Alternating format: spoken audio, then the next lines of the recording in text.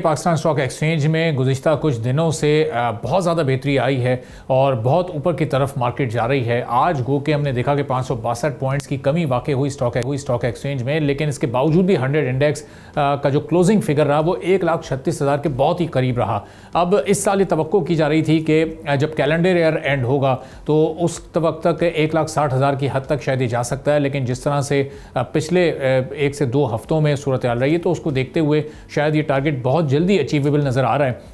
क्या investor confidence भी इसी तरह से इस वक्त मार्केट पर बढ़ रहा है और लोकल इन्वेस्टमेंट के साथ क्या फॉरेन इन्वेस्टमेंट भी आ रही है? ये कोई बलून तो नहीं है, चूँकि पिछले साल भी जब जुलाई, अगस्त और सितंबर के दिन चल रहे थे तो उस वक्त भी मार्केट बहुत तेज़ी के साथ ऊपर गई थी और ये कहा जा रहा था कि ये एक बलून है और उसके बाद मार्केट को अपनी रियल वैल्यू पर वापस आना है। एक बार फिर हम वो सिचुएशन देख रहे हैं, वो कि जो फिगर है वो पिछले साल की निस्बत अब ऑलमोस्ट डबल हो चुका है। तो क्या मार्केट का वॉल्यूम भी इसी अंदाज से बढ़ रहा है? सब्सक्राइब करें और बेल दबाएं ताकि कोई खबर रह न जाए।